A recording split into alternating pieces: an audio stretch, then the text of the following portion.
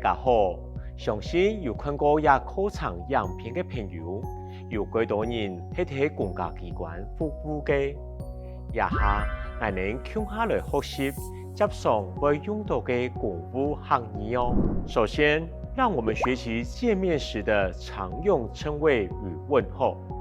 好，在稱謂的部分呢，我們大概可以分為男性、女性。好，那我們現在依據男性跟女性的部分來教導。好，如果說伯父，客家話就會阿伯。那阿伯的太太呢，我們就稱為伯妹。好，那如果叔叔，客家話怎麼說呢？阿叔。好，那叔叔的太太呢？叔妹。好，接下來如果稍微比較年長一點的哥哥，男生我們就稱為阿哥。那女生呢，就稱為阿姐。好，那北部的客家話呢，是說阿姊。好，接下來呢，我要介紹一個特別的詞彙。當我們在公家機關服務的時候呢，可能前來辦公的民眾呢，不管是男生或女生，我們不知道他的職業是什麼，我們都可以尊稱他為老闆。那客家話的老闆怎麼說呢？就是頭家，頭家。所以這個頭家，不管是男生女生都是通用的哦。好，接下來的問候語的部分呢？好，我們有4個問候語的部分。第一個早安，安早，安早。吃飽了嗎？吃飽了沒？吃飽了沒？吃午餐了沒？吃豬了沒？吃豬了沒？您好，好，好。剛剛學了稱謂與問候以後呢，那如果這兩個組合起來，我們會有什麼樣的句型呢？好，我們來舉4個例子。第一個，阿爸吃飽了沒？伯父吃飽了嗎？阿爸吃飽了沒？第二個，阿哥安早，阿哥安早，哥哥早安。好，第3個呢？伯妹好，伯母您好，伯妹好。第4個，阿姐吃豬了沒？姐姐吃午餐了嗎？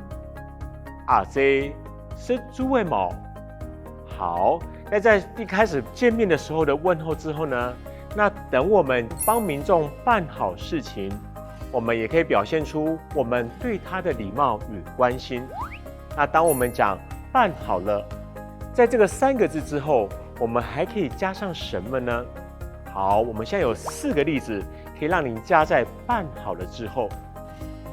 第一個，啷來了，啷來了，這個在我們客家語的通用的解釋呢，是再見的意思。那實際上呢，它可以說歡迎您再過來玩。好，所以我們啷來了就表示再見。好，聽一個順行，順行，這個順行呢，代表的是慢走，您慢慢的走。好，第3個呢，愛生意哦，愛生意哦。好，這華語是要小心哦。第4個呢，愛注意安全哦，愛注意安全哦。這個句話的意思呢，是要注意安全哦，要注意安全哦。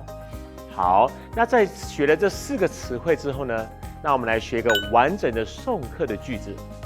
好，第一個，盼好嘞，啷來了，盼好嘞，啷來了。